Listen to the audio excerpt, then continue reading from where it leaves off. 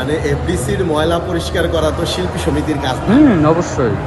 এই কাজটা হচ্ছে, এটা দেখেন, এই এফডিসিটা কিন্তু একটা পুরা সরকারি প্রতিষ্ঠান। এখন এখানে যারা স্টাফ আছেন, কর্মচারী আছেন এবং এফডিসির এমডি মহোদয় আছেন, সবাই কিন্তু সরকারি বেতন। তো এই কাজটা মানে এফডিসি, এটা শুধু শিল্পী সমিতির না।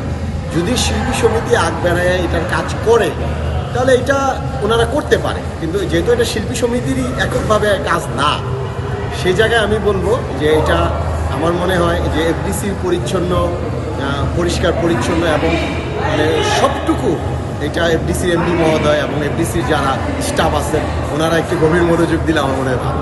অনেক ভালোবাসা পাই, যেমন আমার ভালোবাসাটা একদম ন্যাচারাল ভালোবাসা। আমাকে আমার দর্শকরা রিক্সায় পায়, আমাকে আমার দর্শকরা বাসে পায়, আমাকে আমার দর্শকরা সিএনজিতে পায়, আবার অনেক সময় আমি নিজেও গাড়ি চালাই। আমার দর্শক মানে আমাকে কোথায় যে কখন কে পেয়ে যায় এটা আমি নিজেও জানি না, এবং যে পেয়ে যাবে সেও জানে না। আমি আমার এই জীবনটাকে আমি খুবই এনজয় করি এবং আমার কাছে মনে হয় যে এটা কোনো অহংকারের মধ্যে পড়ে না এবং গৌরবের মধ্যে পড়ে না। যার কারণে আমার সাথে একজনের দেখা হয়ে গেল, ও মনে করে রাসেল ভাইয়ারে দেখছি, কথা বলি, ছবি তুলি, এটা উনি যতটুকু উপভোগ করে তার চেয়ে অনেক বেশি উপভোগ করি এটা আমি। আমার কাছে এটা ভীষণ ভালো লাগে যে না, একজন আমাকে দেখে বললো, রাসেল ভাই আপনার ছবিটা দেখছি, রাসেল ভাই আপনার এই নাটকটা দেখছি।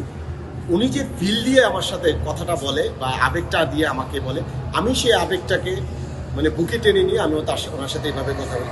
এইভাবে আমি অভ্যস্ত হয়ে গেছি এবং এই জীবনটাকে আমি খুব বেশি মানে উপভোগ করছি। আমার কাছে ভীষণ ভালো লাগছে এবং এইটা যে উপভোগ করে না তার কাছে কিন্তু আবার আমার এই কথাগুলো ভালো লাগবে না। তা আমি মনে করি যে এই উপভোগ্য জীবনটা আমার চলমান থাকুক, এই জীবনে আমার আর কোনো বাধা না আসুক, এই জীবনে আমার আর কোনো কষ্ট না আসুক। এই জীবনটাকে যেন আমি একদম রেলগাড়ির মতন কোথাও না থেমে একদম আমার মৃত্যুর আগের দিন পর্যন্ত আমি যেন সুন্দরভাবে চালিয়ে যেতে পারি। এটা আপনারা সবাই আমার জন্য দোয়া করবেন এবং সবাই আমার পাশে থাকবেন। আমি চাই এভাবে চলে যেতে।